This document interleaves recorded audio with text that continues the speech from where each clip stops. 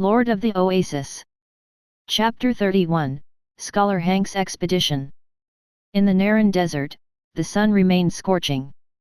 Rowan, the captain of the knights, rode on his warhorse, his tired face looking jaded and exasperated. He had finally returned to the castle of the Dukedom of Leo after an arduous journey. However, he had not been able to rest for even a single day before being assigned to new tasks by his superiors. He was told to serve as an escort and guide to that desert that had nothing but sand. O great Edmund, the god of war, may you bestow protection upon your loyal worshippers. Rowan looked at the sun above. The surrounding temperature, which was comparable to that of an oven, felt intolerable to him. He was tired of this. He still had not had enough of the lager in the tavern. He had not been able to greet his beautiful wife. He also had yet to get a decent dinner before he'd been summoned and told to escort a renowned scholar who wanted to survey the Naran Desert. What could there be in that *Thol, anyway? Rowan lamented deep down as he licked his parched lips. He sensed that familiar taste of wind and dust in his mouth. He felt as if he was on the verge of a breakdown. From his perspective, those scholars, who enjoyed lofty amounts of allowance from the administration, should have just remained back in their offices in the academy researching what was known in earnest instead of coming out to eat wind and dust in the desert, as well as being baked by the sun like they currently were. Rowan turned his head around. He felt exasperated. He had a lot to grumble about deep down, but he dared not voice anything out loud. The man behind him was not someone he could afford to offend. The scholar rode in a carriage all on his own. The escort knights were no longer those who served under Rowan. All 50 of them were retainer knights from the castle. They wore double-layered mail armor covered with linen robes and carried lances in their hands. They were obviously of high status. In truth, if it were not for the need of a guide, Rowan would not have been qualified to be in that entourage. Then again, Rowan had no intention of joining. This was just sad. Rowan turned around and looked at the vast sea of sand before him. He grew increasingly frustrated. Since they were already in the Naran Desert, subjected to the harsh temperatures and torturous troubles, thinking about it further served little use. The only thing he was now able to do was to get those people as quickly to the Oasis lookout as possible. He sighed heavily. The face of the young baron, who looked childish yet was actually cold and unfeeling, appeared in his mind. Night fell. The entourage in the desert settled down and set up camp. The old scholar pulled the drapes on his carriage open. He walked out of the cushioned interior with his cane in hand. He looked at the darkened, winding dune and calmly said, "This is the second day." Hobson, who had a stout frame, walked behind him.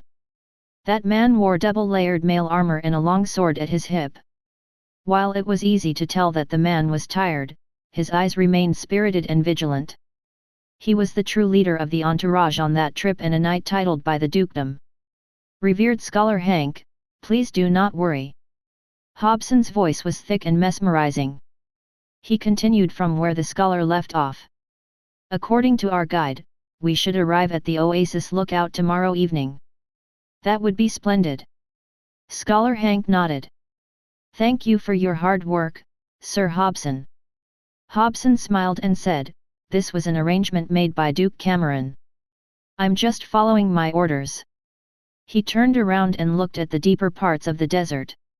His eyes gleamed with a hint of curiosity as he said, "Scholar Hank, I'm curious. Is the legendary lost city really there?" The scholar was silent.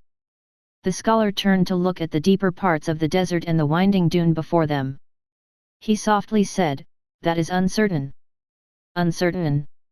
Sir Hobson looked rather disappointed. Both men were silent. Among the folk legends of the Dukedom of Leo, there was one that said something about a lost city. More accurately put, the folk legendary had been around before the Dukedom of Leo was founded. It was a city built from gold and gemstone, which made it look like a kingdom of gods. It was a great city that was mysteriously lost in history. Right. It seems that the Oasis lookout has a new lord now. The scholar seemed to have recalled something and said, I heard my colleagues talking about that before we came to the Naran Desert. Hobson nodded and said, there is indeed a lord claiming the place. Oh! The scholar's brow was slightly raised.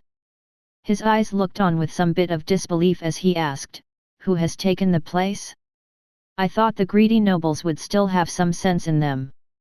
Hobson pretended as if he was oblivious to the sarcastic jab and replied, it was Kant. Kant, et. The scholar was slightly surprised. His face, which was filled with wrinkles, looked rather puzzled as he asked, that hard-working kid. Are you familiar with him? Hobson felt rather curious. I know the kid. He is a good fellow. Scholar Hank nodded. A slight frown appeared on his face as he said, he once studied in our academy. I remember him to be a kid from a decent family but definitely not one that was considered wealthy. He paused and asked, how did he become the lord of the Oasis lookout? Hobson shrugged and answered, he was the youngest son of Duke Cameron. Youngest son of Duke Cameron. The scholar's expression was one of incredible shock. Indeed. Hobson nodded. Scholar Hank chuckled bitterly. Feeling rather puzzled, he asked, if he's the youngest son of the Duke, why didn't he say anything back then? I always liked that kid. He really was studious. The scholars were focused on their academic pursuits in the academy. As such, they were not that keen on such news at times. Sir Hobson was aware of that much, at least. Hobson looked at the retainer knights around, who were busy with one task or another, and felt rather overwhelmed.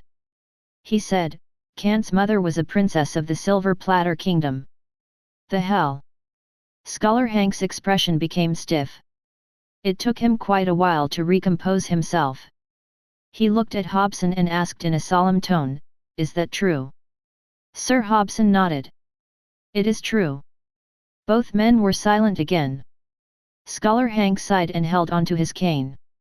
In a rather sad tone, he said, it's no surprise why that kid has been exiled to become a lord of this place then. He lamented, he really was a hard-working, studious kid. It is a pity, Hobson lamented as well. Back in the castle, he had liked that young baron, who knew how to respect others. Hobson turned around to look at Rowan, who was on his horse. Hobson shook his head for a bit and returned to his previous stern demeanor. He said, Scholar Hank, please get some rest. We will ride at first light. Rest well, you people. I'll be in the carriage. The scholar nodded and smiled. However, his expression remained serious when he took his cane. He had recalled bits of information from the books he read. He couldn't help but say, I believe the legendary Lost City is more than just a legend. He remembered being ridiculed by his peers when he'd arrived at the academy. He tapped his cane onto the sand and said, I shall prove this. Chapter 32, Cultivating Lands of the Oasis. Early the next morning, the Oasis lookout remained busy. The Swadian peasants, who had once been refugees, were very eager to show their appreciation for the village their livelihood depended on. All of them put everything they had into their work. They had suffered enough in their days of drifting about, so they had no intention of remaining as refugees who lost their land. They were all hard-working people. After 3 days of hard work, the spring water pond was finally cleaned. All the black mud underneath was dredged out and spread over the northern side to make the agricultural area. They were making use of what would have otherwise been trash. It was much more than just useless mud. When it came to agricultural development, it was an indispensable high-grade fertilizer. The mud, which exuded a rotten stench in the sun, was spread out on the land reserved for agricultural development. Using their hoes, the peasants mixed the mud up with the soil, which helped loosen the ground at the same time. It was soon time to plant the seeds. The wheat exchanged for 50 dinars was not something to be eaten. Instead, it was seeds vital for development. The early stages of agricultural development of the Oasis lookout depended on them. However, judging from the land available for farming, the size of the agriculture area appeared rather pitiful. Even if all the land in the northern part of the oasis, from the pond to the edge where the date palm trees were planted, was to be cultivated, the area for farming was a measly 328 feet long and 164 feet wide. It would have made the area around 339,768 square feet, which was equal to 7.5 acres. It was a pitiful size for a farming area. Even the free folk families who owned land back in the dukedom of Leo had about 5 acres each. Even the most common and average of villages had farming lands calculated in hundreds of acres. Villages that were more well-to-do had 500 acres of land for plantation or even more. Despite being a baron, he only had 7.5 acres of farmable land. That thought was rather depressing. However, there were even more depressing matters other than that. Not all 7.5 acres of that land had soil suitable for seeding. The 3 acres where the oasis was connected with the desert were mostly sand. It was easy to tell from how the soil in that area was whitish. It was a sign of the soil being dry and having more sand. While it was still farmable, production would have been appalling. Damn barren piece of land. Kant lightly lamented about the situation. Yet, that was all the farmable land he had. If it had not been for the 7.5 acres worth of land, there was no way for Trondheim to produce any food crops. He was not in a position in which he could give up. When he saw the peasants mixing the sandy soil with the gleaming black and stinking mud, Kant seemed to have thought of something. He had an idea. The oasis lookout in the Naran desert lacked soil. Soil, which was easily seen everywhere else, was actually a vital piece and small piece of an oasis in a desert. Other than a water source, it was the other thing that served as a crucial platform for allowing plants to grow. However, other places did not lack such resources. Right. Kant's eyes lit up. Without thinking, he turned his eyes toward the horizon in the south. A winding black snake seemed to be vaguely seen on the horizon. That was the end of the southern side of the Naran desert. It was the majestic barrier that kept the sandstorms and sand of the desert from getting into the dukedom of Leo. It was the Sinway range. Kant's thoughts had a lot to do with that mountain range. In the mountain range, as well as the flatlands on the other side of the mountain range, there were staggering amounts of fertile soil to be found. If he had carriages carry soil over to the oasis, it would likely provide enough to modify the place. That idea seemed rather stupid. Yet, it was still one that would work. I wonder how much time doing that will take. Kant lightly sighed. He had considerably calmed down. Thoughts streamed in his mind. If he were to actually carry out that stupid method of his, he knew that it would take much longer than months. For it to truly work as intended, it required years to achieve. Still, something is better than nothing. Seeing the peasants working on the land, Kant was eager to try it out. That was the only way to change the oasis lookout. Kant was deep in thought. The peasants were hard at work with their specifically assigned tasks. The original sandy land was dredged up. The black mud was mixed into the barren land, bringing nutrients that had been piling for untold years in the pond. Even the irrigation channels dug prior had been reworked. The clear spring water from the pond flowed in the channels and began to irrigate the soil. The basic structure of the agriculture area was formed. Some peasants came to him and bowed slightly. A peasant respectfully said to Kant, "My lord, the fields are now ready. Shall we begin seeding?" "I'll leave you guys in charge," Kant answered. He knew little about agriculture, so he deemed it best to not say anything unnecessary. He left the task to the experts. That was one of the key elements in Kant's management. The Swadian peasants were most proficient in working the land. A peasant said in an affirmative tone, "I think if we plant the seeds now, we will be reaping wheat by autumn." He quickly added, "But, of course, we would need to keep the channels well maintained. The dry sand does a poor job of storing water. It is crucial to keep the fields irrigated in time to make sure all the wheat seedlings get enough to drink." Kant nodded. Well done. At that moment, Kant heard a prompt from the system. A dialog box instantly appeared on his retina. Ding, main quest assigned. Main quest, seeding. Reward, Swadian Peasants X50. Introduction, agriculture serves as the foundation of a fief. Cultivating fields for farming and planting seeds in the fields serves as a symbol of development and a way to prosperity in a fief. Kant was dumbfounded that another main quest had been given. He felt rather puzzled about it. Ever since he came to acquire his own fief by coming to the Oasis lookout, it seemed that the system had been increasing the amounts of quests given. It was worth noting that it would have taken months to even get one side quest from the system when he was back in the Dukedom of Leo. After only being in the Oasis for little more than a week, however, he had gotten quests of all sorts. It was fortunate that finishing those quests had been easy. Seeding, et. Kant called for them to get to work. His face looked rather emotional. The Swadian peasants who served him were actually about to plant wheat seedlings anyway. Shallow pits were dug out from the worked fields. Yellowish, full wheat seedlings were thrown into the pits.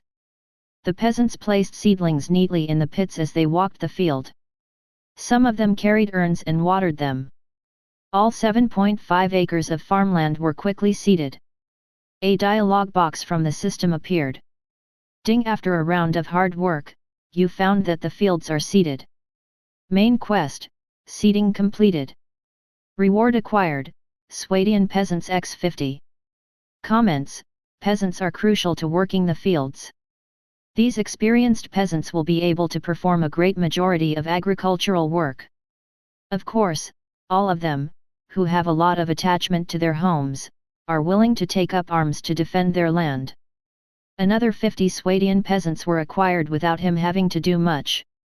Well, Kant shook his head with disbelief. That was easy. It was surprisingly easy. It was so easy that it seemed to be a freely given reward. He looked at the sun in the sky. It had not yet reached its highest point. That meant it was about 10:30 a.m. Check the channels. If everything is okay, you can go rest. Kant quickly added, but remember, before you rest, water the entire area we opened up in the morning once. The last thing I want to see is our seedlings being all cooked to a crisp by the heat. Rest assured, my lord. The peasants answered confidently. They were all very capable people when it came to farming. Kant believed in them. He nodded and returned to the council hall. He needed to get someone to prepare lunch. Apparently, noon in the Naran desert was ill-suited for being busy. Everyone ate lunch and took naps. That allowed them to be energetic enough to work by 2 p.m. Such was the way to survive in the desert. Despite not having been there for long, Kant was already used to such routines. It was noon, and lunch was ready. Lunch was the usual roasted dried meat with bread and cabbage soup, as well as bits of olive. Of course, with the new 50 peasants joining their ranks, the lunch prepared was even more massive than it had been before. Chapter 33, The Sound of the Horn. Lunch was underway. The individual daily portions included black bread, succulently roasted dried meat torn by hand, a bowl of floured cabbage soup, and 2 dates as dessert. As a man of noble status and lord of the Oasis, Kant had spices added to his food. The food tasted and smelled good. The meal included meat and vegetables. There was also soup, a main dish, and dessert. To common people, a meal like that was considered quite a feast. Kant knew that very well. Back in the Dukedom of Leo, only citizens who worked privileged jobs in cities and towns, or free people who farmed their own lands, had extra funds to eat so lavishly. The lackluster production capacity of the era meant that not everyone was able to afford good food. Kant, who possessed the system, was an exception. I'm done. He put down his knife and fork. He quietly wiped his mouth with a handkerchief. However, he looked rather exasperated. He was growing a bit tired of this food.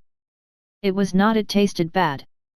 Rather, he had become sick of eating the same thing for 8 days.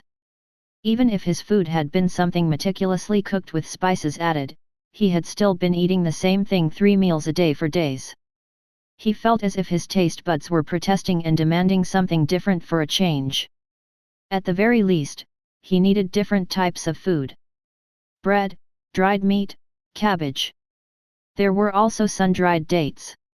When one chewed on a soft, supple date, its mesmerizing sweetness immediately filled one's mouth. Kant slightly shook his head. Regardless of how good the food actually tasted, if one kept eating the same thing over and over, one eventually felt it turned tasteless. He put down his handkerchief. Kant went up to the second floor of the council hall. He turned around to address the Swadian militia members, who were still having lunch. Stay vigilant during the afternoon break. All of them unanimously responded, yes, my lord. Despite it being lunchtime, the militia members were not actually relieved of their guard duty at the Oasis lookout. It was especially so given that the construction of the watchtower beside the council hall had been completed. Since the tower was 26 feet tall, one was easily able to see what was going on over a 3,280-foot radius. It provided a huge benefit to the members of the militia on guard duty. The Naran Desert's terrain was comparatively flat and nowhere near as complex as mountainous regions. Right. Kant nodded. He felt at ease as he headed to his room on the second floor. He trusted his troops' sense of responsibility. At the very least, his Swadian troops had never given him any troubles. Also, Kant had never found any of them slacking while on duty. They were all from the continent of Karadia, which was a land that had been constantly terrorized by war. Anyone who let their guard down would have certainly been buried 6 feet under. They would become part of the dead who had watched the eras gone by. After getting onto his bed, Kant slowly closed his eyes. Despite the day being a relatively easy one for him, the constant need to think took a toll on his mental stamina. The scorching sun outside window caused the temperature to rise. The Oasis lookout, which had reached 122 degrees Fahrenheit by then, was rendered silent after lunch. Everyone was taking a break. It was a break that did not come easily. There was still a lot of work waiting for all of them after the break was over. That included military training. There was also training for tactical synchronization between the Swadian militias, Swadian recruits, and Swadian peasants. The threat posed by the Jack Allens remained. Kant had never let his guard down. He kept expecting enemies to show up at any given moment, which was why he organized training sessions for everyone since the week they arrived. Training in the system allowed for experience to accumulate, which leveled up the troop classes. However, doing so required training ground or the leader being someone equipped with training skill. The world they were in was a real one. Kant possessed no skill to be digitized, so he was unable to have his troop classes level up through the daily training sessions. Trondheim was a village. That meant that there was no option for constructing a training ground, which was a building capable of allowing troops to accumulate experience during training. Then again, that did not get in their way of getting the training sessions underway. It was only that doing so had not been able to allow them to accumulate experience, so not even a zero-level peasant had been able to level up to become a first-level recruit. Despite so, they were able to train on the use of tactical formations in battles. In the real world, where clashes were done physically in all senses of the word, the need for tactical formations was even higher. Battles were not like that in a game in which units were able to simply charge in a messy manner and be done with it. Kant already had a 200-strong force. 100 Swadian peasants. 30 Swadian recruits. 35 Swadian militia. 17 desert bandits, one more added in the week. There was also Kant. The 183 people in the village were all warriors ready to go all out to defend their homes. There were also 10 special Swadian militias among them. The previous battle had already given those 10 militias enough experience for an upgrade. If Kant was able to pay the required amount of dinars, he could have upgraded them to a third-level troop class. For instance, he could have leveled them up to become Swadian footmen. He was also able to upgrade them to become Swadian skirmishers. However, given Kant's current situation, upgrading them without careful consideration was a bad thing. It would have simply resulted in being overkill. The current Swadian militias, which were second-level troop classes, were more than capable of dealing with primitive races like the Jack Allans. They worked exceptionally well on the battlefield, which made them very cost-effective units. They were well equipped with scale armors and helmets. They were armed with heavy spears, which included metal coverings on the front ends, as well as combat shovels capable of penetrating armor and sturdy heater shields. They were also armed with hunting crossbows. Despite that type of bow being used predominantly by hunters, making them less lethal than even the light crossbow that Kant carried, they still had an effective range of only 262 feet. They were a suitable means for ranged attacks and effective enough at what they were supposed to do. All of those reasons culminated to make the Swadian militias cost-effective combat units. They were an all-round troop class and vital to the village.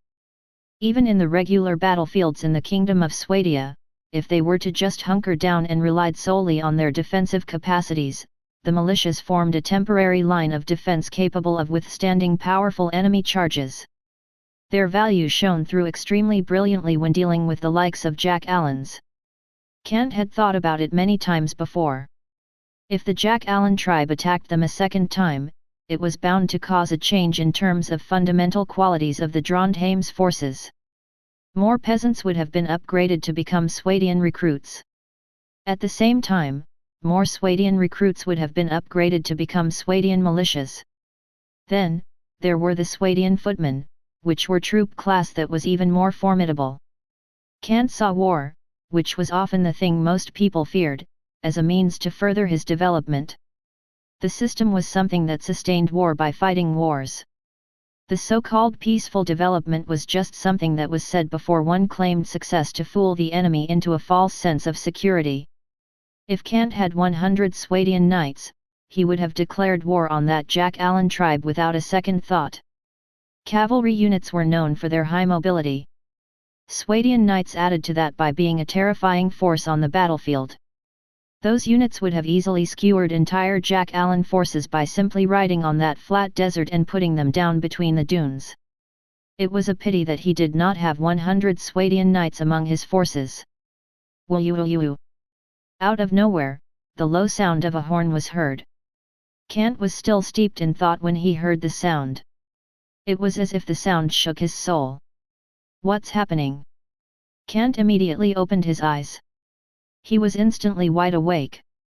He knew that it was the sound of the horn blown by the sentry on the watchtower. That sound meant something unusual had happened. That included something like Jack Allan forces being detected. It could have also meant that an unknown force was detected. One way or another, it was time for Kant's people to be on the defensive. He quickly walked out of his room and went outside the council hall. All the recruits and militia members, who were armed with spears, were gathered. The 100 peasants stood ready with their long scythes in hand at the side of the street. It seemed as if a fight was imminent. What happened? Kant carried his light crossbow and walked outside of the council hall with a cold expression. The Swadian militia member at the top of the watchtower quickly came down and said to Kant, "My lord, I found a group of unfamiliar knights at the south. They are heading for the Oasis." Unknown group of knights. Kant frowned slightly. His eyes looked severe. He turned around to look toward the south, but he was unable to see more than just the seemingly unending dune. He asked, "How many?"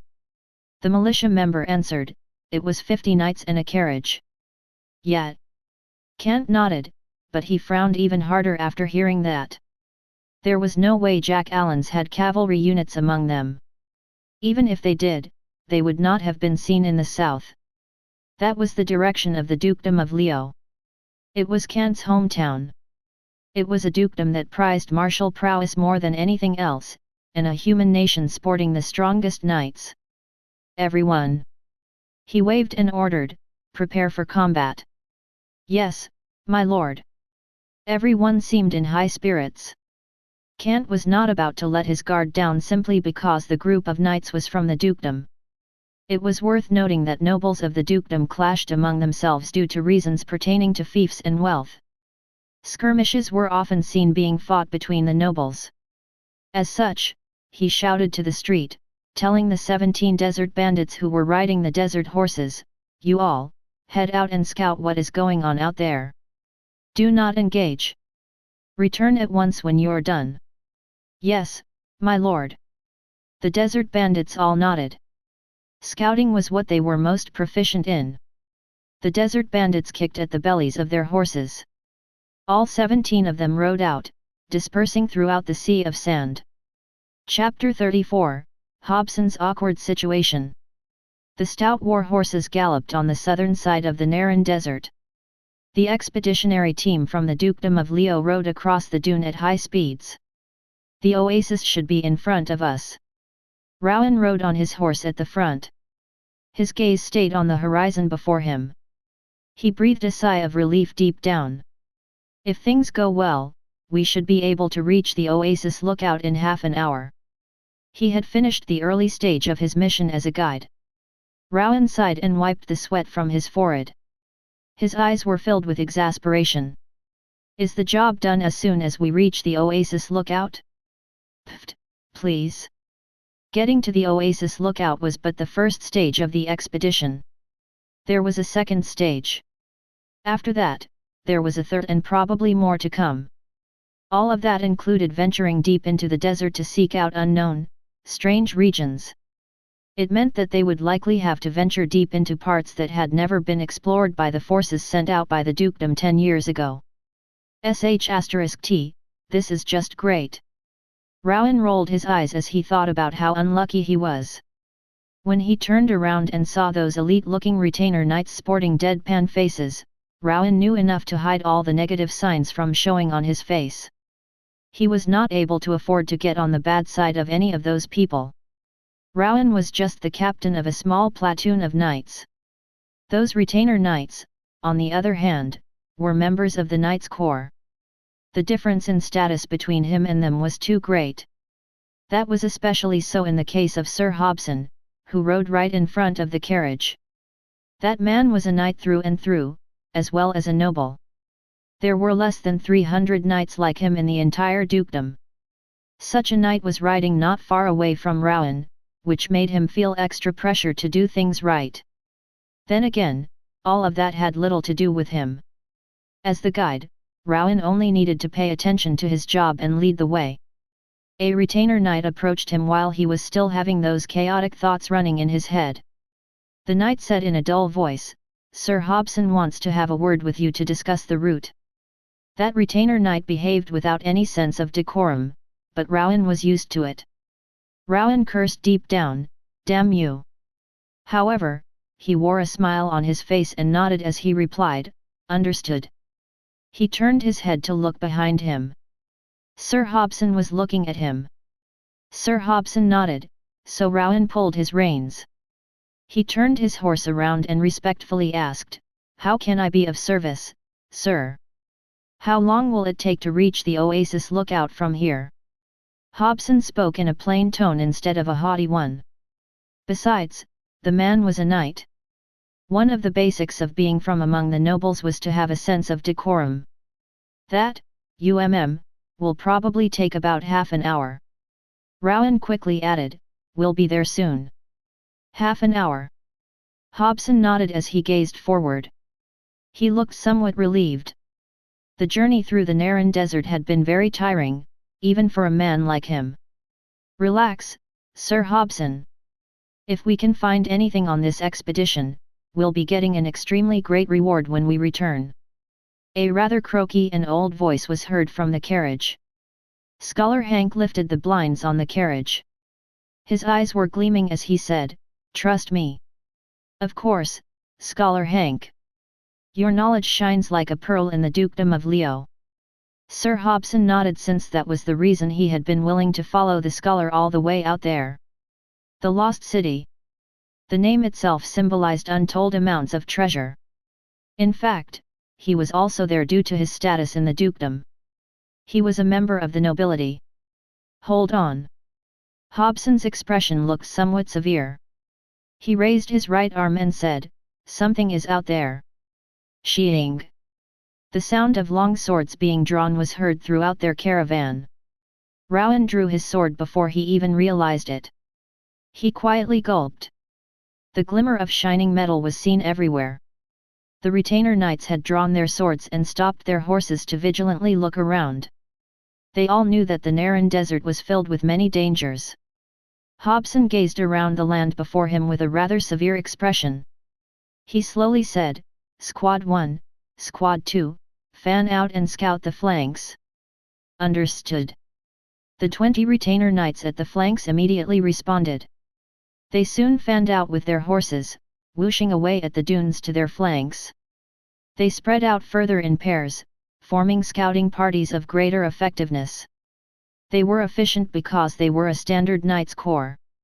"Sir Hobson." With a rather serious expression, Scholar Hank asked, "Have you found something?" Rowan gulped and listened. "I heard the sounds of horses galloping. There were not many of them, but they were nimble." Hobson nodded. His eyes looked serious as he scanned around the dunes.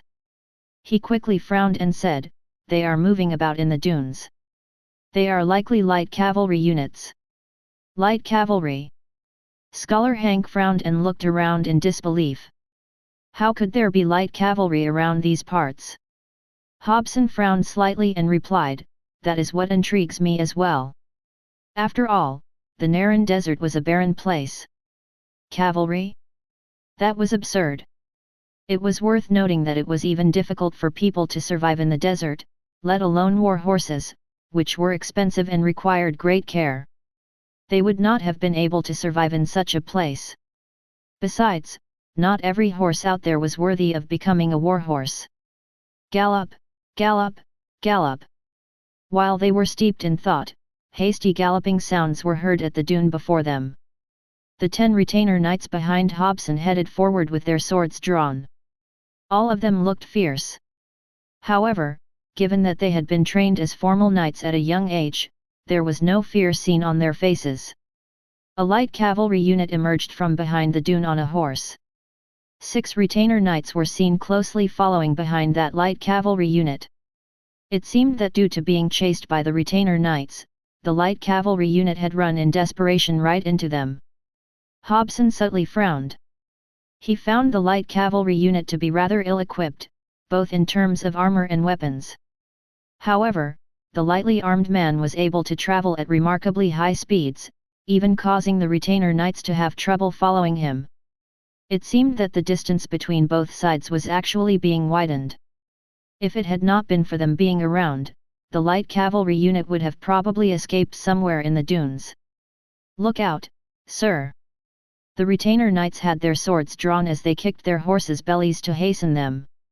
All of them sported cold expressions. They were prepared for battle. Hobson raised his arm and frowned, saying, "Halt!" He said to the rider in front of him, "Strange rider, we are from the dukedom of Leo, and we mean no harm." He seemed to have suddenly recalled something and quickly added, "We know Baron Kant." That line seemed to have broken the ice between both parties. The retainer knights, who had been pursuing that light cavalry unit, also slowed down. Yet, all of them maintained a barricade formation. They securely surrounded the nimble light cavalry unit in the middle. They made it extremely difficult for the rider to run. That rider apparently knew that as well. He slightly pulled the reins of his warhorse. He frowned as he gazed at Sir Hobson, who was apparently someone of high status, before asking, "What is the relation between you all and Lord Kant?" "Baron Kant is the son of Duke Cameron, and I'm a knight who was personally knighted by the Duke of the Dukedom," Sir Hobson calmly replied, taking the initiative to introduce himself. However, his revered status of a noble knight back in the dukedom hardly had any effect on the rider. The other man did not even immediately lower his head. The rider from the Sultanate of Sarand was loyal only to Kant. He was none other than a desert bandit. "Why are you all here?" The desert bandit questioned them in an interrogative tone. "This is the fief of Lord Kant, and your presence is now trampling on the sovereign rights of Lord Kant. I hope you will be able to give a reasonable explanation. Hobson was slightly startled. He had not expected the writer to talk to him in such a manner. When he turned around and saw the sea of sand around him, he instead came to wear a bitter smile. The writer was right. The dukedom of Leo had conferred the southern parts of the Naran Desert to Kant when he was made a baron. He had brought a huge entourage to the Naran Desert and never told to Kant about their situation. That action was enough to start a war back in the dukedom. It was a matter of reputation. No noble would have tolerated forces of unknown origins trampling their fief. Then again, that just made the situation more awkward for Hobson. Where are we now? The Naran Desert. A place without civilization. A barren place. If there were to be no need for it, no one would have even thought of coming here. Seeing how serious and proper the writer behaved, he shook his head in exasperation and did not give any further explanations. Take us to the Oasis lookout. The old scholar in the carriage and I are acquaintances of Baron Kant. Chapter 35, An Ambiguous Introduction. Kant maintained a serious expression. As he rode on his warhorse, his hand, which was holding the intimidation banner, was wet enough to stain it. It was sweat. He was sweating because the desert bandits he had sent out to scout the place were returning one after another. One of them was missing. A missing desert bandit was not a good sign. That meant the missing member was possibly dead. It was bad news. The intelligence gathered by the desert bandits sounded even more heart-wrenching. The infantry units gathered and standing in their formations in the street began to murmur among themselves. They were somewhat shaken. Calm down. Kant's voice was suddenly heard. His eagle-like gaze swept across the forces who had begun to look shaken. He raised his voice and yelled, "Only cowards flee in the middle of a battle. Swatians do not fear." The news regarding the 50 retainer knights spread throughout the Oasis. After hearing the news, the troops by Kant's side started to turn pale. They were not mere NPC data. They were living people. They were capable of fear. They were capable of excitement. They were capable of being high-spirited in battle. They were also capable of cowering in fear. It was especially so given they had discovered they were about to face 50 fully armed heavy cavalry units. The shock was so severe that their legs began to give. They quickly realized just how terrifying facing a heavy cavalry was. After all, the kingdom of Swadia's military might lie within their heavy cavalry units. A heavy cavalry that crashed left and right, smiting down their enemies on the battlefield, had been the very tool the kingdom of Swadia relied on to reign supreme. They also served as the key to keeping enemy nations afraid and not daring enough to intrude their borders without careful consideration. Low-level troop classes like them were like cannon fodder before 50 heavy cavalry units. That fact remained true even if they were armed with pole arms like spears and long scythes. There was one thing worth noting. Even the kingdom of Rhodux, which had a military force armed with shields and spears and had defeated forces of the kingdom of Swadia several times in the mountains, dared not step foot on the flatlands to take on fully armed Swadian cavalry units. The 50 Swadian knights would have been able to easily skewer a 200-strong infantry force. If not for the pole arms, not even 500 infantry units would have been able to stop the knights in their tracks. The infantry units were likely to end up becoming dead bodies on the flatlands. Worse still, the 165 infantry units serving Kant were low-level troop classes. The mere mention of 50 Swadian knights was more than enough to break through their psyche. Even if those 50 were the most common of cavalry units, such as a light cavalry unit like the Desert Bandits, they would have been able to easily crush them all if they used the right tactics, let alone 50 Swadian knights. Kant knew that as well. He was frowning when he asked, "Are they from the dukedom of Leo?" One of the scouting desert bandits replied, "Indeed. The Naran Desert was right beside the dukedom of Leo." Kant's expression remained stern as he took a deep breath. His eyes seemed rather murky. His mind filled with several bad scenarios. Kant unconsciously gritted his teeth, recalling to his rather awkward status back in the dukedom. I have chosen a place like this to be my fief, yet those people still refuse to let go of me.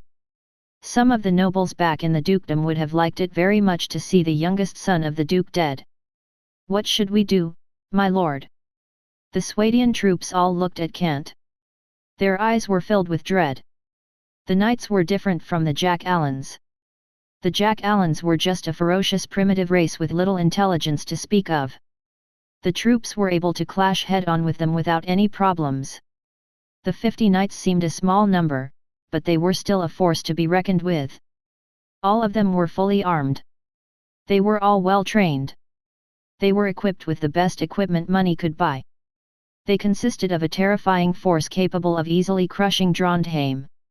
They are unable to even resist. Bear in mind, there are no cowards among Swadians. Kant's heavy, severe voice resounded in the ears of all within earshot. He knew that anyone could easily panic in this type of situation. For him, a lord of the kingdom of Swadia, a status given to him by that world, panic was not an emotion he could afford to give into. He had to stabilize the morale of his forces. Recruits and peasants, blockade the ends of the street. Kant held the intimidation banner high. The banner, which had a golden lion emblazoned on a red background, billowed in the wind. His arrangements were quickly relayed. All militia members are in charge of sniping the enemy from the rooftops with hunting crossbows. Understood.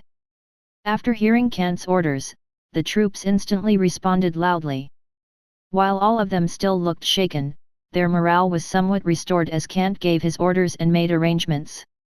When he was building Trondheim, the way the buildings were lined coincidentally formed a street.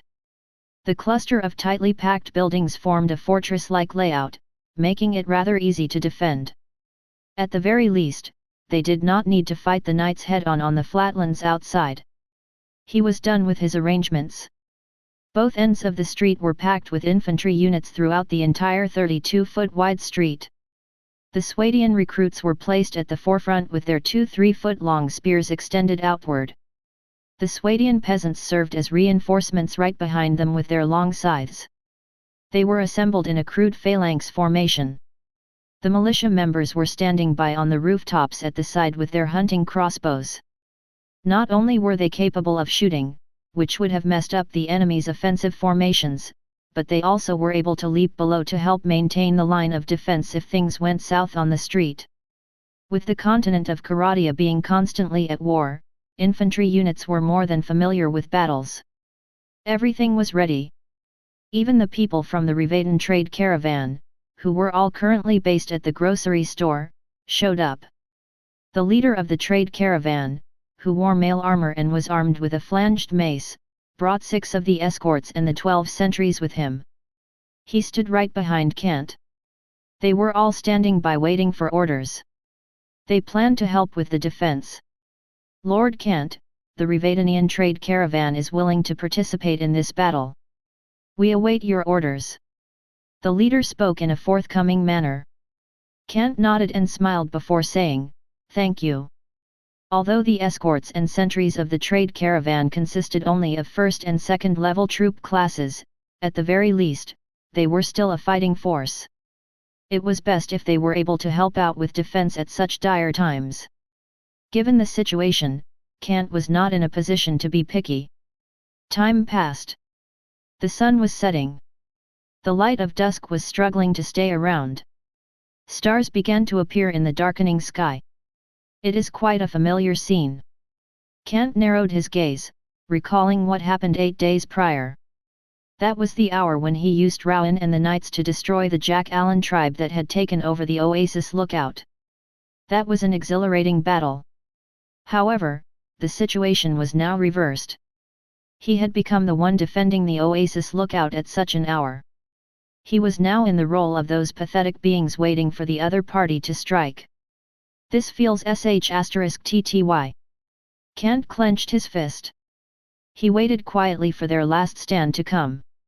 Instead, Kant heard the Swadian militia shouting from the watchtower. He looked up at the top of the watchtower and asked with a frown, what did you see? My lord. The militia member showed his head and pointed southward, saying, they are here. The forces at the ends of the street were slightly shaken. It was apparent that all of them understood that the enemy force was going to soon be at their door. The enemy force referred to those 50 knights. Yet, all of the troops sported an unbefitting calm on their faces. Even the Swadian peasants looked calm. Their eyes were filled with resolve to fight until the last man was standing, just to protect their homes. If they failed, they completely lost the right to live. A dialogue box from the system appeared on Kant's retina.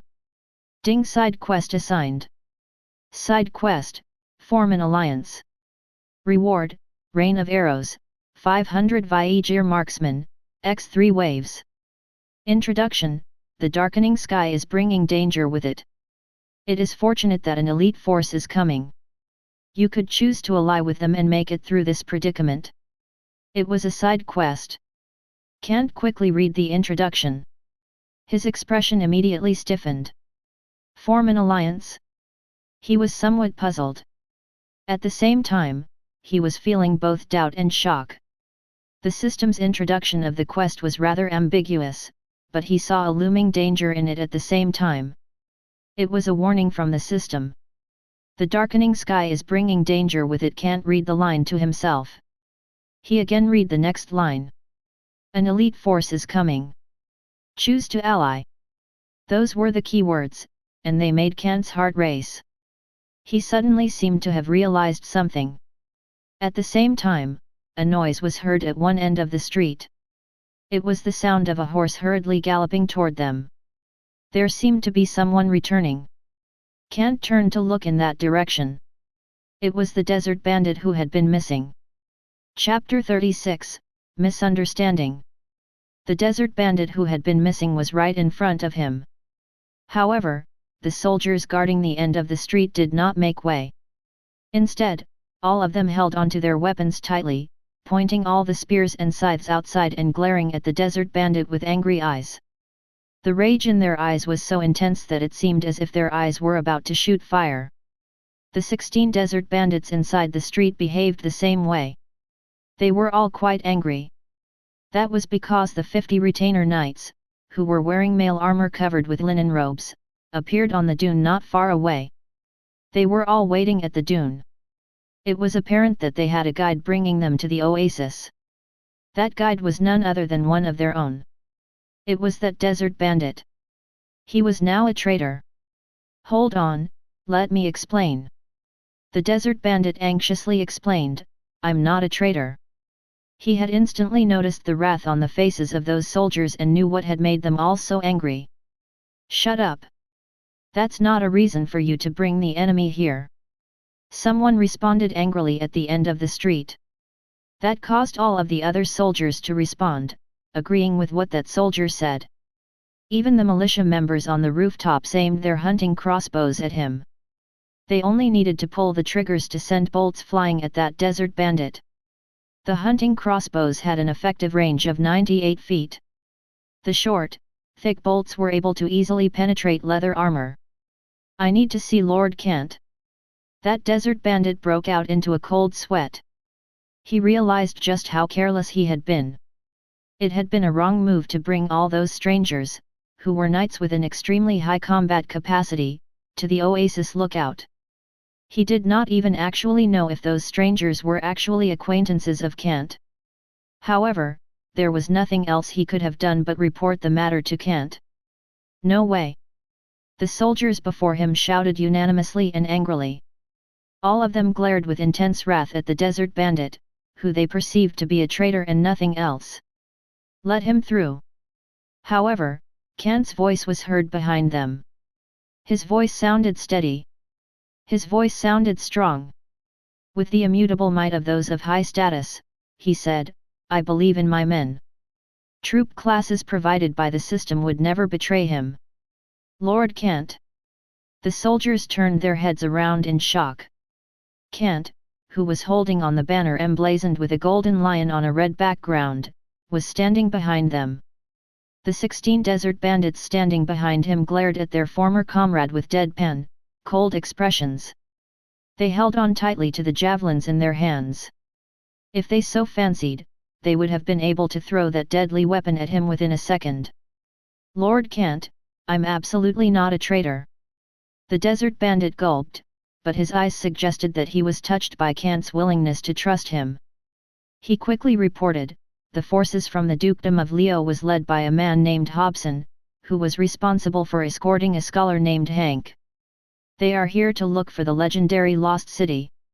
Oh right, there was also a knight named Rowan. They all claimed that they knew of you. The desert bandit told him everything he knew just to clear his name. Kant was slightly startled. He immediately looked up and frowned at the dune. Those well-armed knights were wearing standard garb from the Dukedom of Leo. He focused and peered, feeling even more surprised. Sir Hobson, Scholar Hank, and Rowan, the captain of the knights who came with us. Kant nodded.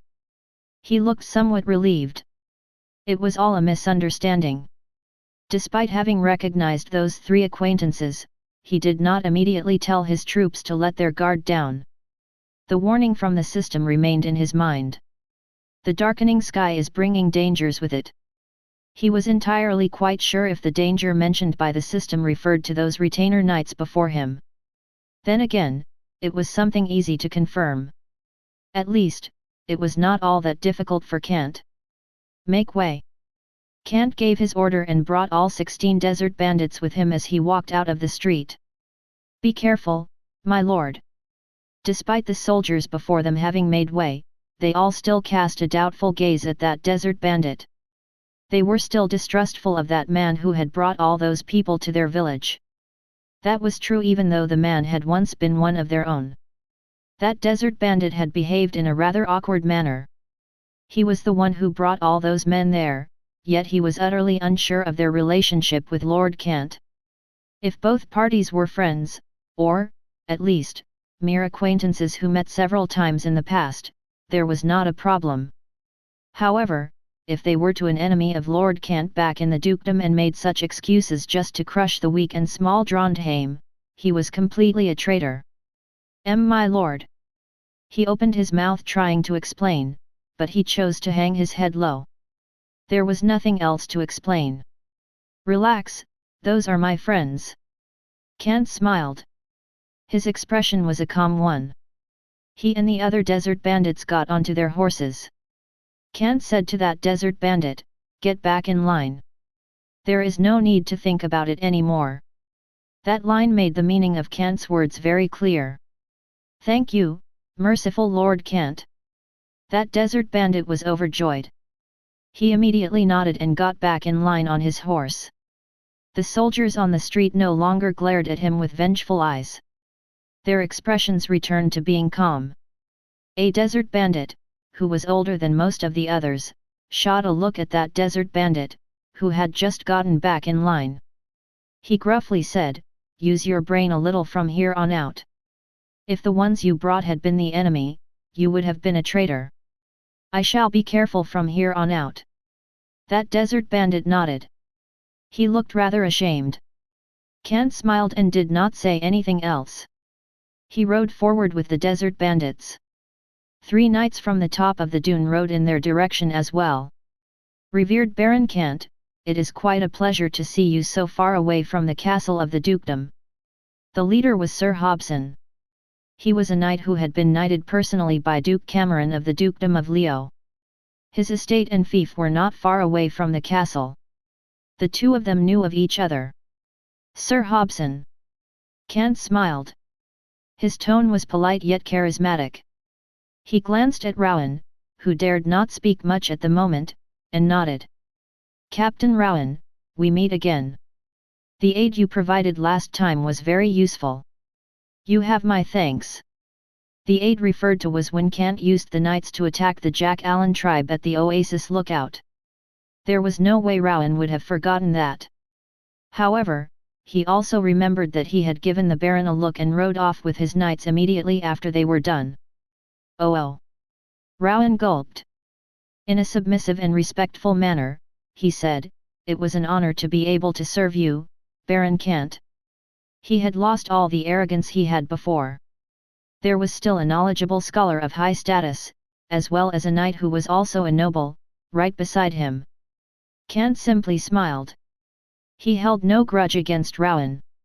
His actions had been considered normal. When Kant turned to look at the old man by their side, his expression became rather complex. He sighed and lowered his head. He greeted the old man respectfully, "Master Hank, it's quite a surprise to meet you in the Naran Desert." He was being as polite as possible.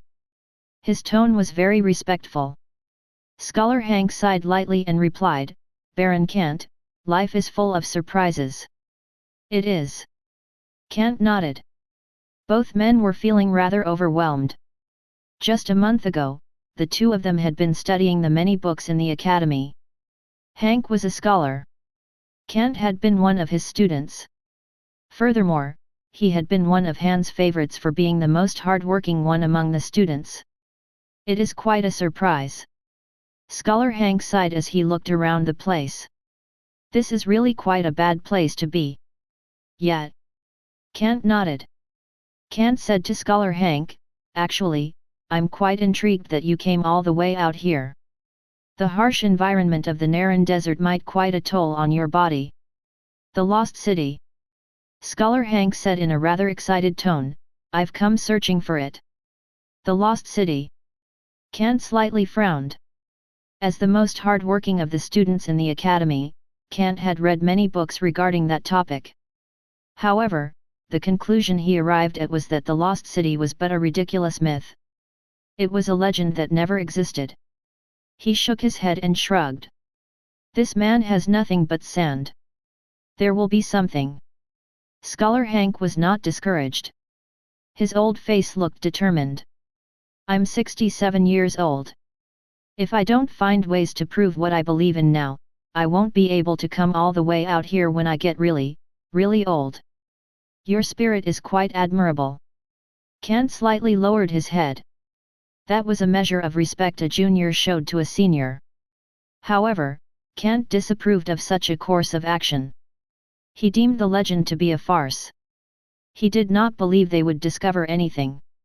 Chapter 37, Persistence in Adversity. Sir Hobson chuckled and said, "This is an expedition funded by Duke Cameron." He sensed what Kant was thinking and explained, "Scholar Hank is one of the most renowned scholars in the entire dukedom of Leo. He came to some conclusions regarding the Lost City, so Duke Cameron was willing to sponsor Scholar Hank to carry out this expedition. This will be a fruitful trip." Scholar Hank nodded and said with a serious tone, "I've received an old manuscript that has something to do with the Lost City." "Hey!" Kant was somewhat startled. He recalled that old manuscript he handled about half a year ago in the academy before he left. He was unable to help but ask, "Was it that manuscript I saw?" "Correct." Scholar Hank nodded and said, "It was that manuscript." He paused for a bit. Joy was seen on his wrinkled face. "I have you to thank for sorting out the materials. That led me to finally decipher the words written within.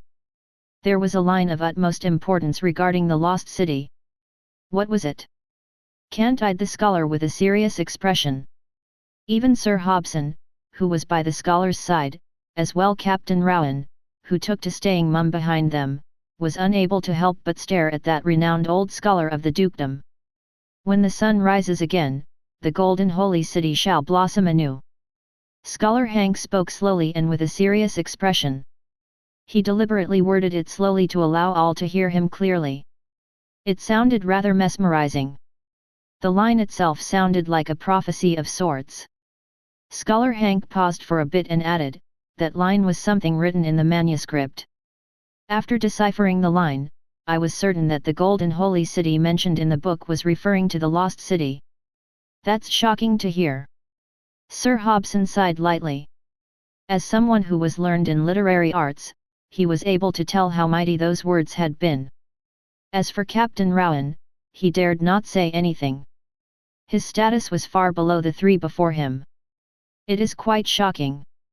Kant nodded. Even he would have thought the line meant something significant. He eyed the old scholar and sighed. Master Hank, you might actually be able to find something after all. I will. Scholar Hank's face was covered in a beaming smile. He was able to tell what Kant's sigh meant, but he did not say anything else. As someone who was at such an advanced age, it was not so much a matter of what was found but that he wanted to see it for himself. He was determined to embark on an expedition, even if it meant putting his life at risk, being laughed at by his peers, or eventually failing. Woo-woo-woo-woo-woo. Suddenly, the sound of the horn from the Oasis lookout rang out behind them. The 17 desert bandits immediately turned around. Kant's face froze. He quickly said, "Sh*T. Baron Kant, are you in trouble?" When he saw Kant's troubled expression, Sir Hobson frowned. He quickly added, "The sound of the horn seems pressing." Horns were used to relay messages. The same things were used in the Dukedom of Leo. Indeed. Kant nodded. With a rather serious expression, he said, "There are enemies inbound, and they have huge numbers." He worded it concisely.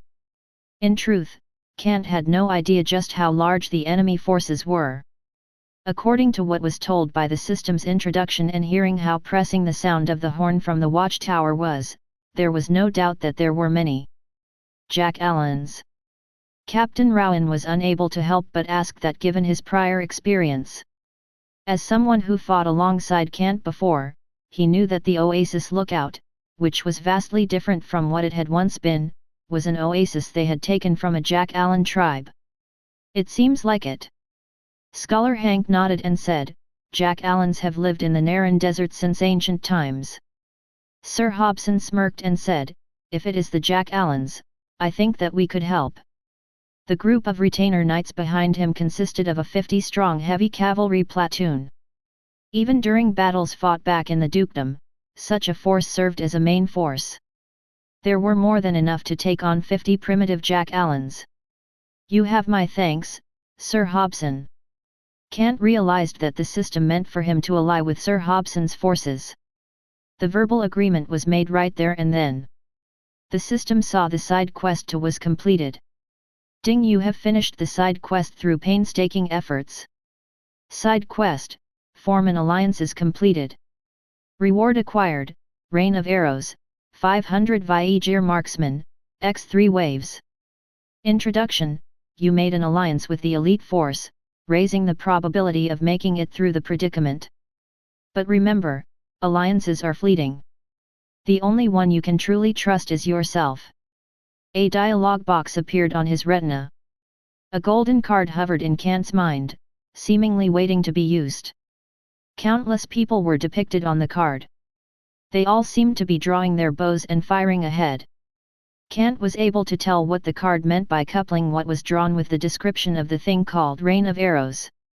500 Viegir marksmen shooting in 3 volleys.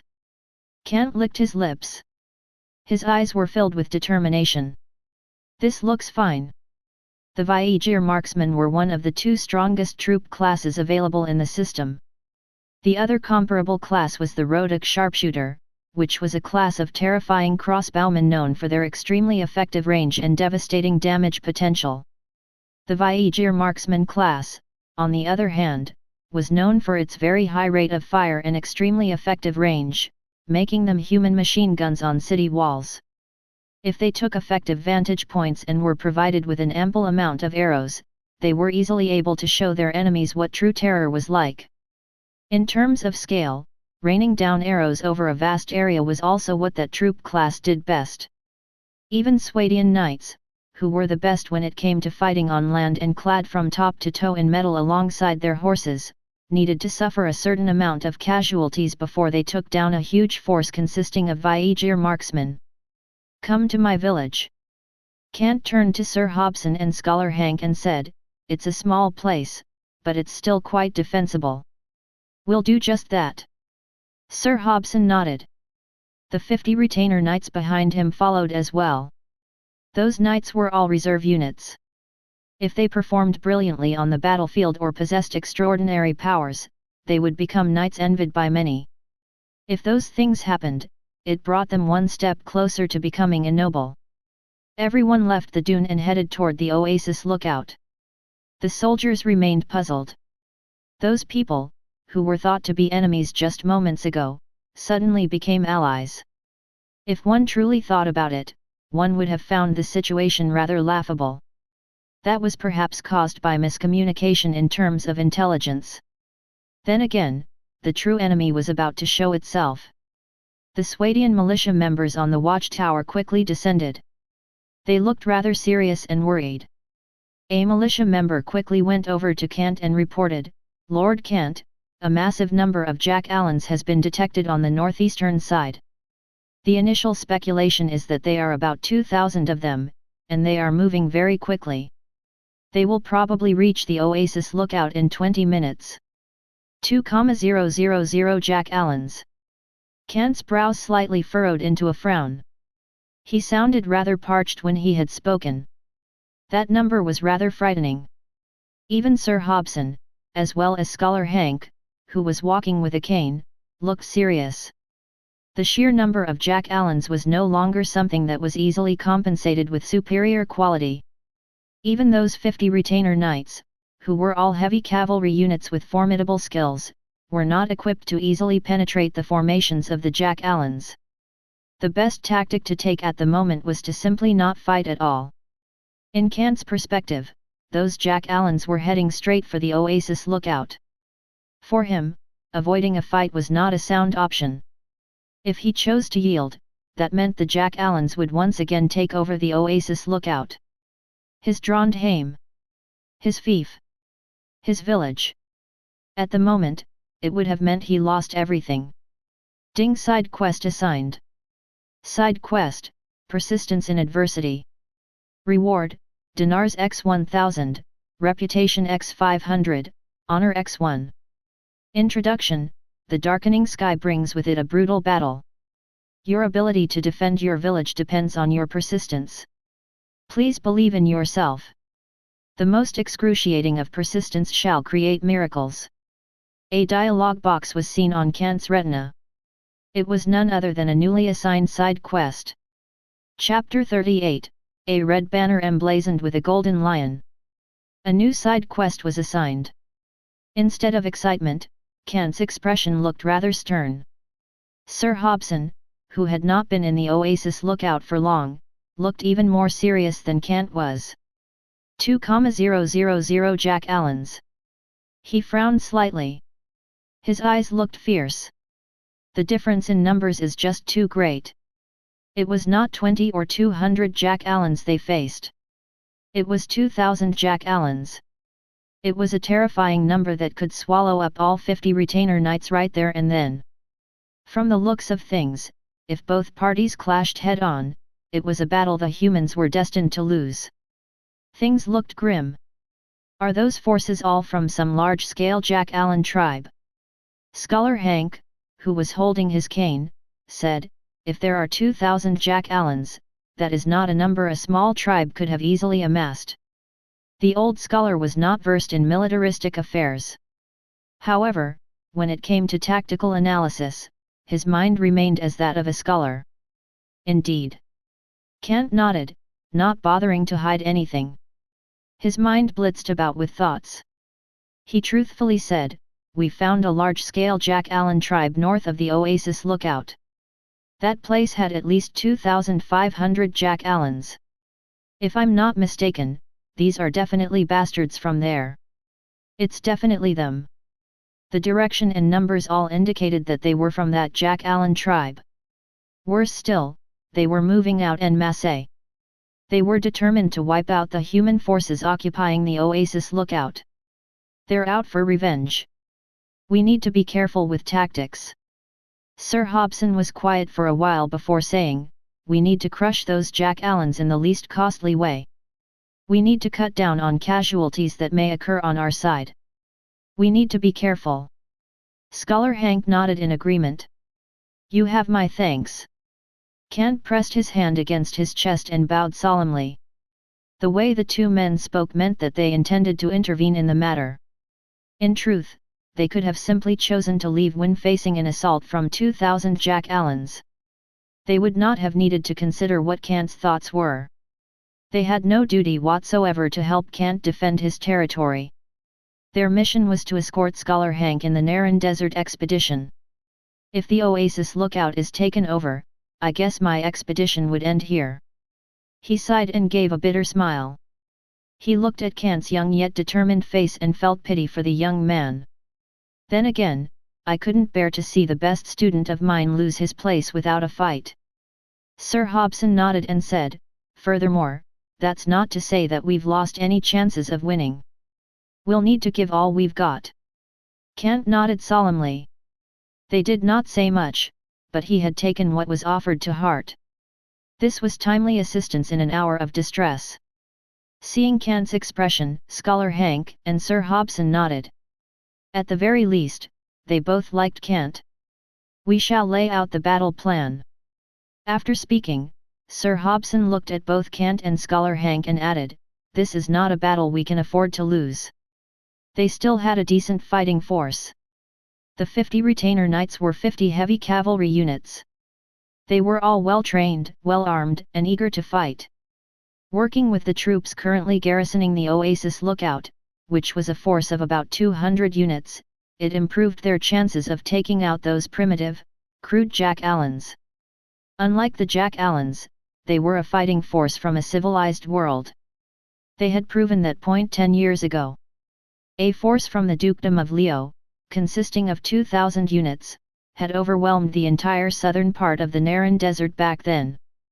Their deeds were clearly detailed in the records.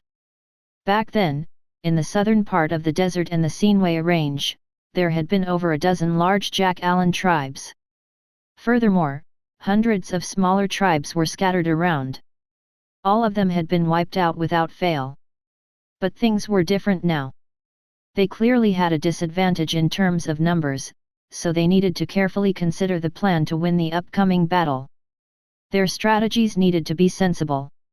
Their discussion proceeded quickly due to the enemy about to be at their door. Before long, they arrived at a conclusion.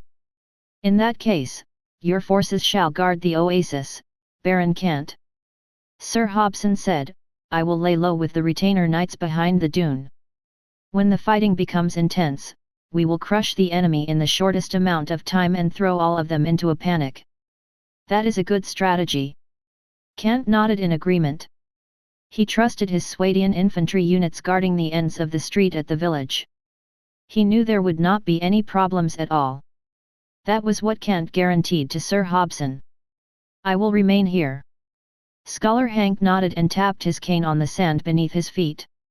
"While I may be old, I do think that I can still be useful somehow here." Kant nodded and said, "It is best if you stay behind." It was a gruesome, bloody battlefield waiting for them out there. If he were to be caught in the middle of such intense fighting, Scholar Hank, who was 67 years old, would have easily been killed. Kant, who respected the scholar very much, pointed at his council hall and said, "Master Hank, that building is comparatively safe. You can rest there and rid yourself of the weariness from the journey." Sir Hobson chuckled at Kant's caution. "You have indeed underestimated Scholar Hank. There is no need to worry about me." Scholar Hank smiled and shook his head. He held on tight to his cane. His seemingly drowsy, yellowed eyes looked spirited. "Kant, back then when I followed Duke Cameron into the battlefield, you hadn't even been born yet.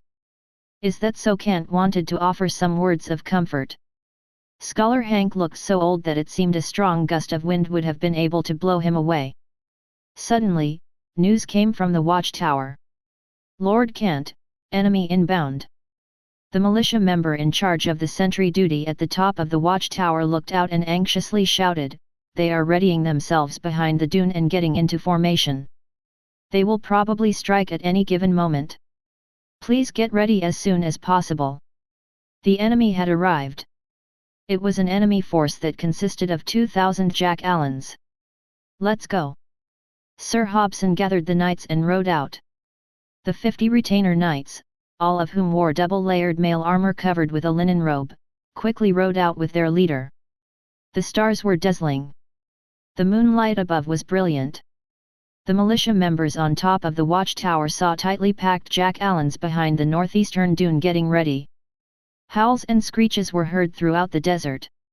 They were so loud that they were even heard clearly at the Oasis lookout.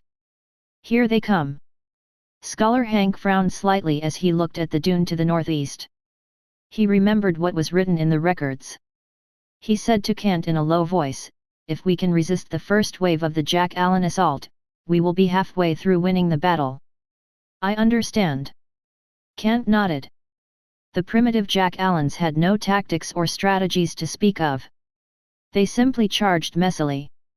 They retreated just as messily. Kant's Trondheim troops only needed to make it through the first wave of attack to ensure the battle fell into a deadlock state. Afterward, Sir Hobson and his 50 retainer knights were prepared to charge the jack-allans, paving their way to victory.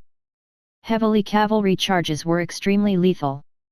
It was just like how Kant had previously tricked the jack-allans and made them panic. Their formations eventually crumbled, and Kant won. It was the same situation.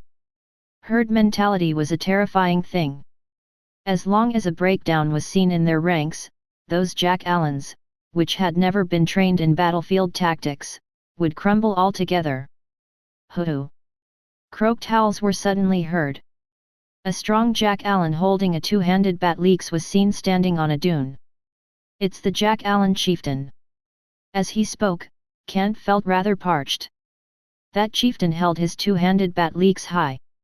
All the jack-allans behind him raised their crudely made spiked clubs high and began to charge. High-pitched, noisy screeches from the jack-allans were heard all over the place.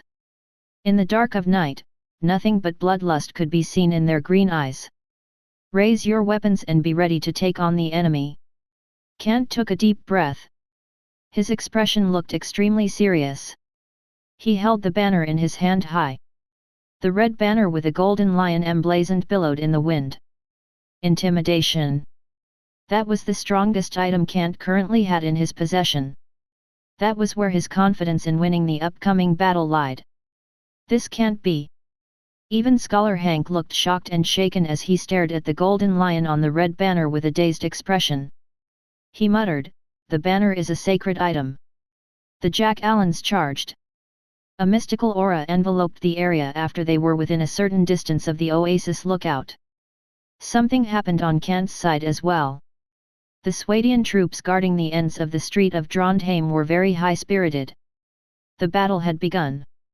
Chapter 39, The Terrifying First Wave. The battle commenced. The red banner billowed in the wind. The golden lion in the middle looked as if it was baring its claws and fangs. That banner was none other than Kant's intimidation. It was his trump card. As long as the enemy was caught within 1,640 feet of the intimidation banner's effect, the first effect would come into play, cutting down enemy morale and striking fear of Kant into the enemy. The jack-allans were, at the moment, Kant's main enemy. That meant the jack-allans were about to be subjected to its effects. "Ow will you. Their howls sounded like they came from beasts. The shrill noises emanated from their fang-filled mouths. That was the only language the jack-allans were capable of learning. The jack-allans, in massive numbers, charged as the howls were heard throughout the place. They rushed at the houses of the Oasis lookout, bringing about a raging charge. The night was dark. However, the jack-allans had night vision, which meant they were able to detect the human soldiers standing at the ends of the street. 8 days ago, they had developed a new grudge against the Oasis lookout. It accumulated along with the old hatred from 10 years ago regarding the dukedom of Leo. The jack-allans, which had little intelligence to begin with, were fueled by all those emotions. They charged even faster with their spiked clubs in hand. Their expressions had grown more terrifying and ferocious. Roar! The jack-allan chieftain roared as he charged to the front. His mail armor clanked about wildly as he ran at great speeds. He was eager to get a taste of enemy blood. The jack-allans behind him shared the same sentiment. They had no strategies to speak of. They had no concept of formations. As primitive, foolish creatures, they only knew how to slaughter.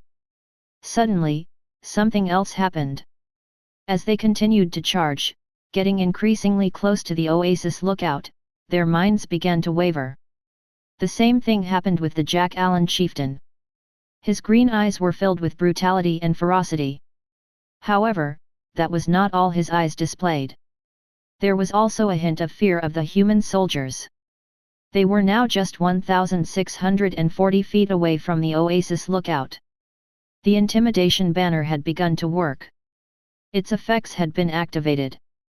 The Jack Allens, which had been charging quickly at the humans, were all stunned for a bit after getting within a 1,640-foot radius of the banner.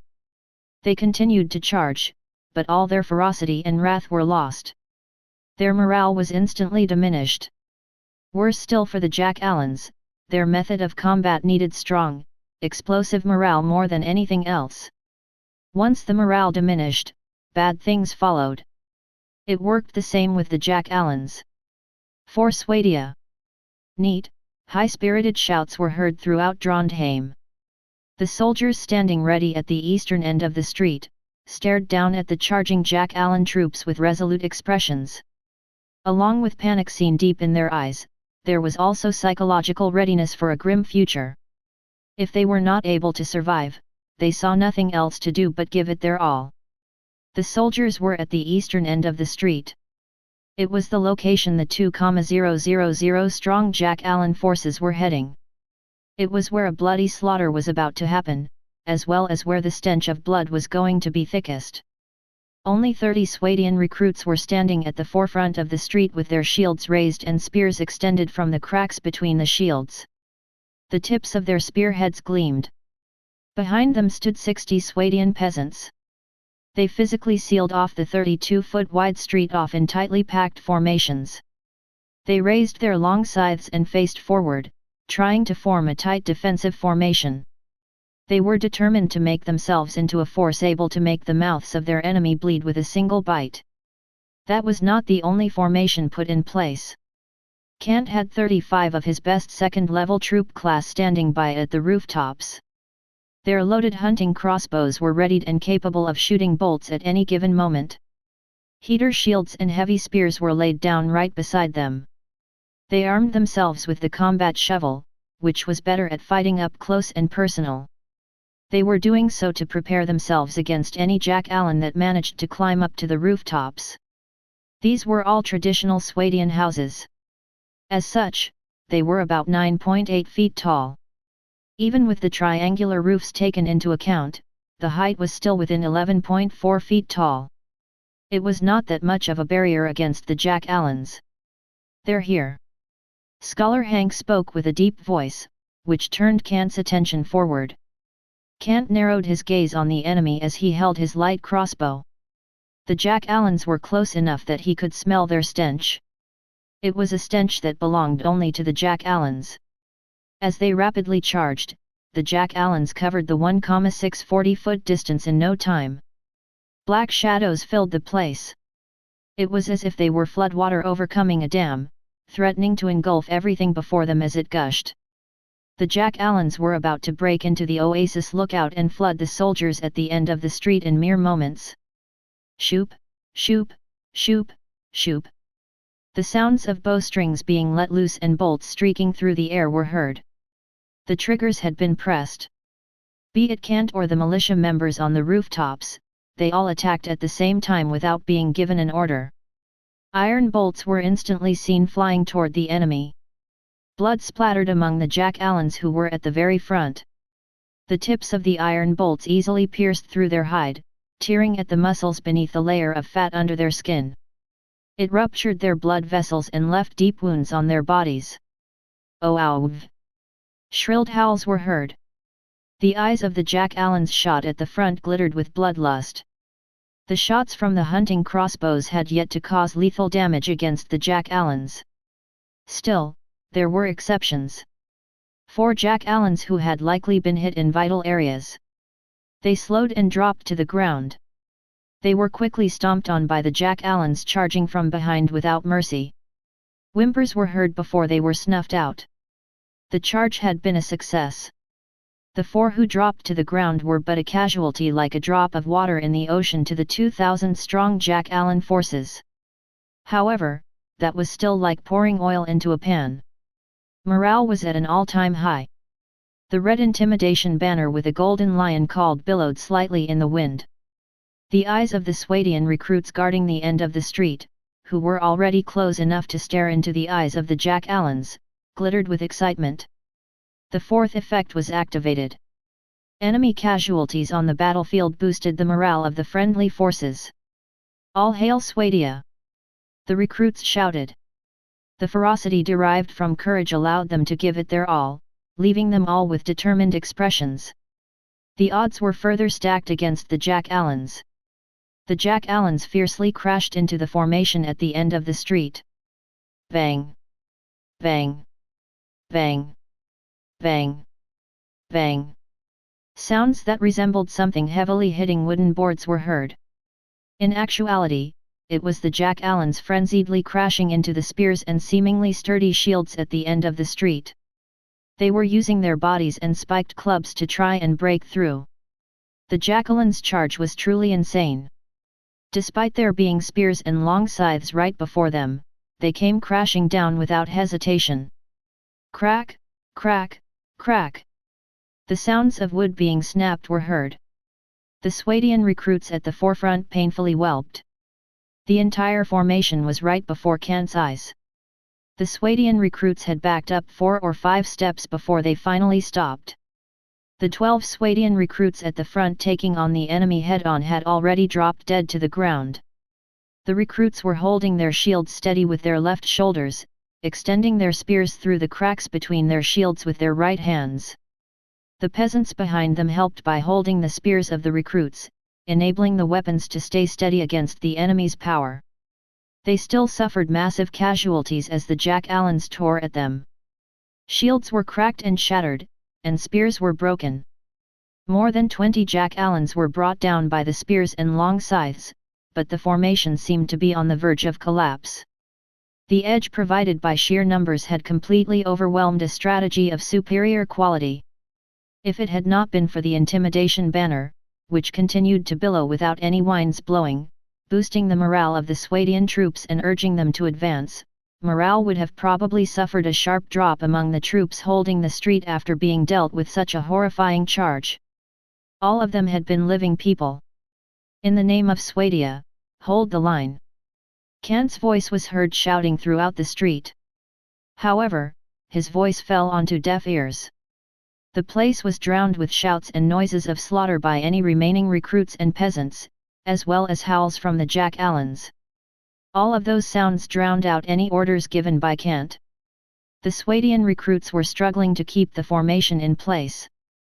They were no longer able to keep the spears steady. They dropped them just to keep their shields up and protect the peasants behind them. Long scythes were brought down from above or thrust from behind in the formation. However, none of that lasted for long. The bodies of Jack Allens piled up on the ground. At the same time, Swadians were being brought down left and right by the Jack Allens' spiked clubs. As the noises of the battle raged, casualties were incurred on both sides every single second. Jack Allens had even emerged before the militia members on the rooftops. They had no choice but to cast their hunting crossbows away and fight up close and personal using the heater shields and combat shovels. However, things did not look good for Kant's forces. "Scholar Hank, we need to retreat further away." Kant gritted his teeth as he saw the troops before him being dropped one after another. The first wave of the Jack Allens' charge had almost brought down his lines of defenses altogether. He knew that his forces were not able to last long. The Jack Allens probably only needed a few more minutes to render his puny line of defense in Trondheim non-existent. The enemy, which had terrifying numbers, was about to massacre his forces using the flesh and blood of their brethren to pave their path to victory. Chapter 40, Mystical, Supernatural Power. Retreat? We don't need to retreat. Scholar Hank held on to his cane. His wrinkled face looked calm. He sported a deadpan expression. His wrinkled looks showed not only his age but also his experience, which eclipsed that of most people. This was not his first time seeing such a brutal battle. Furthermore, as a well-informed and knowledgeable scholar of the Dukedom of Leo, Hank had mastered mystical powers while he was looking into the record. They had required a lot of studying to obtain and included things like spells. Rock hide.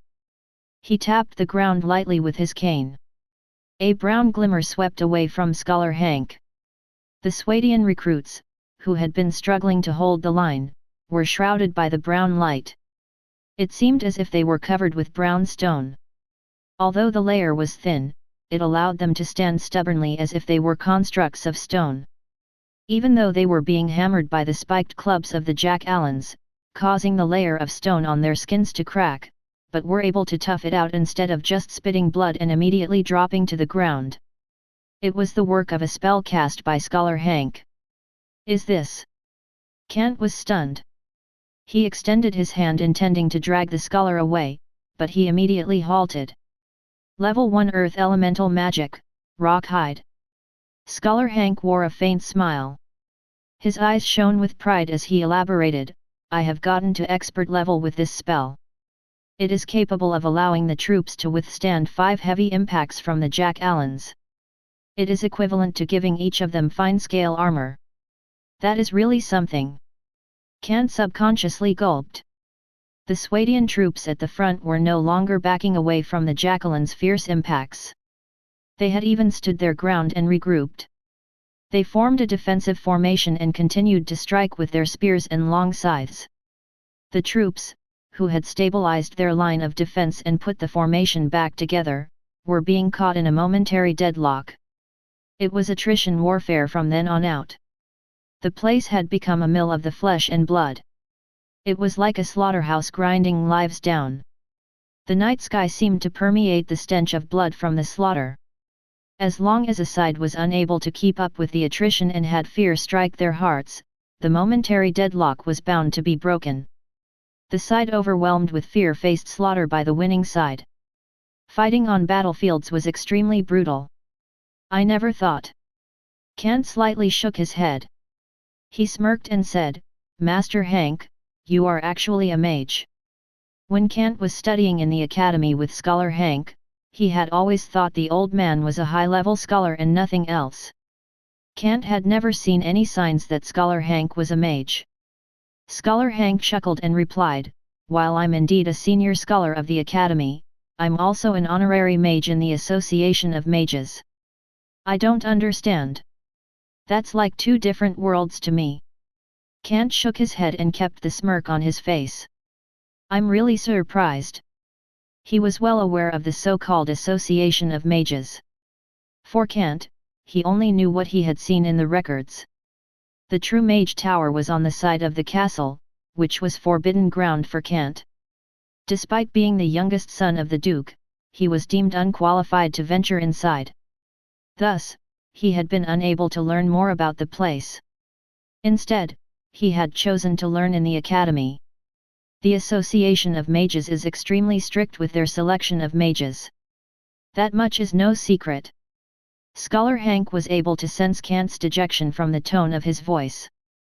The scholar stayed silent for a while before offering words of comfort and saying, although the mages mastered supernatural powers, those powers acquired through years of study and experimentation. If you were to become a competent mage, it would require no less than 30 years dedicated to magical studies. That many years, eh? That's quite a steep cost. Kant smirked. Despite having an apparent desire for supernatural powers, that was not a cost he willing to bear. It was especially so given that he had a cheat with him. His capabilities were not all that different from those capable of supernatural powers. For instance, there was the intimidation banner in his hand. As the battle went on and a great number of jack-allans were being brought down by the long scythes and spears, the red banner became increasingly gleaming and the golden lion looked increasingly fierce. Baruayam! Faint rumbles of thunder were heard on the battlefield. Glimmers of shock were seen in the unforgiving eyes of the jack-allan chieftain, who was commanding his forces at the center. He was not the only one. The other jack-allans behind looked up as well. The rumble of thunder had grown increasingly loud, yet there was not a single dark cloud shrouding the dazzling stars in the sky above. All of the Jack-Allans were puzzled. They wondered where that rumble of thunder, which seemed to be so close to their ears, actually came from. Ow! Shrieks of fear were heard among the Jack-Allans. The howls were how such a primitive race communicated. The Jack-Allans at the rear started to waver. Even those who were still tearing at their enemies up front, whose eyes were filled with bloodlust as they tore at the human forces, also retreated. All signs of ferocity and brutality in their eyes disappeared without a trace. The reverence and fear spread throughout their ranks and were gradually seen in the eyes of all the Jack-Allans around. They soon discovered where the rumble had come from. The 50 heavy cavalry units, which were in the form of the retainer knights, came crashing down at them with their lances extended. Hobson's knights. The face of that wizened scholar looked rather relieved. He smiled faintly as he turned around to look at Kant. He held up his cane and said, "Given that the plan is ongoing, I shall cast a level 2 spell afterward, Baron Knight. You will need to do your part after that." "Of course." Kant nodded. That had been the plan to begin with. It was just that no one had expected Scholar Kant to cast magic. However, there was no doubt that it was indeed due to the spells cast by the scholar that Kant's forces, which consisted of low-level troop classes, had been able to hold their own against such ferocious Jack-Allans attacking in such huge numbers. It helped turn the tables around and gave his forces a chance at winning. Poison mist. Scholar Hank's eyes glimmered slightly as he pointed his cane forward. A mysterious connection seemed to have been built. Dirt yellow light was conjured. It quickly turned into a green liquid. As the scholar willed, the liquid slithered through the Swadian troops struggling to resist the Jack-Allans. It finally struck the enemy hard, spraying all about the ranks of the Jack-Allans. Fiaz! Ow! Will you! The green liquid splattered on the bodies of the Jack-Allans. Intense corrosion was soon seen taking place. Smoke rose into the air. A thick stench permeated the place. It was a result of the corrosive chemical effect taking place when the green liquid came into contact with flesh and blood. All the Jack-Allans splattered by the liquid howled in pain. However, those howls did not last for long. The corrosive liquid only took seconds to eat past their skin and coats and makes its way into the muscles and vessels underneath. Jack-Allans were hardy creatures, but they knelt on the ground coughing up blood in intense pain all the same. Those that were hit were rendered dead within seconds of their first whimper. More than 39 feet of the battlefield, which had been packed with ferocious Jack-Allans, had almost been instantly cleared away. "Do not hesitate, Baron Kant." Scholar Hank patted Kant's back and said in a low voice, "This is an opportunity like no other, so don't waste it." "Sure." Kant immediately came to his senses. He raised the intimidation banner in his hand high and drew the short sword by his side. He charged forward shouting, "Brave warriors of Swadia, press forward! With me! Kill them all!" The handful of Swadian recruits left standing roared in anger. The peasants, who had suffered severe casualties, responded in the same manner. All of them raised their long scythes and pressed forward. Courage welled from their hearts. Even the militia members on the rooftops, who had long been fighting against the Jack-Allans while armed with their combat shovels and heater shields, roared angrily. The deaths of their comrades caused intense hate to explode within them. The forces, which had dwindled to below 100, had forgotten all about possible injury and death. They pressed forward with their weapons held high under Kant's orders. They charged head-on against the Jack-Allans flooding into the street. They slaughtered the Jack-Allans until the Jack-Allans were no longer behaving like an army. Some of those primitive race had even begun to fear and run from the frenzied human soldiers. Two effects of intimidation activated at the same time. Effect 3 easily dispersed enemy forces due to panic and fear. Effect 4 boosted the forces' morale when the enemy suffered casualties. Morale immediately skyrocketed. The tables had turned in favor of Kant's forces. The situation quickly becoming in their favor was so apparent that it would have turned a coward into a roaring butcher. Even common peasants would have become Swadian warriors eagerly charging into battle. All hail Swadia! Long live Lord Kent! The remaining 8 Swadian recruits swung about with their hand axes. The remaining 19 Swadian militia members brought their combat shovels onto their enemies. The remaining 53 peasants tore at their enemies with their long scythes. It was like they had all become bloodthirsty lunatics. They charged at their enemies with wild abandon, bringing down all of the Jack Allans flooding the end of the street. They were all willing to go as far as was needed to kill all those Jack Allans invading their village, even if it cost them their lives. Ow! The chieftain, who was wearing mail armor, angrily howled. However, the chieftain, who had initially been an intimidating and commanding presence, had no way to stop his forces from faltering. The fear spread throughout the entire Jack Allan force, causing their formations to crumble. Many Jack Allans were seen running away. The most apparent ones were on the front lines fighting against the humans. They were so severely slaughtered that they began to flee. There were also the ones on the flanks. Hundreds of Jack Allans stared ahead in fear and shock. Their gazes were locked hundreds of feet before them. The threatening, imposing knights were charging, and they were coming for the Jack Allans. The dust kicked up by the knights seemed to have been enough to block the sky from view. The hoofs hit the ground hard, bringing about intense tremor and noises that sounded like thunder. It caused the legs of the Jack Allans to wobble in fear. The human heavy cavalry forces from 10 years ago re-emerged in their minds. Mass panic had taken place among the Jack Allans, and many began to flee.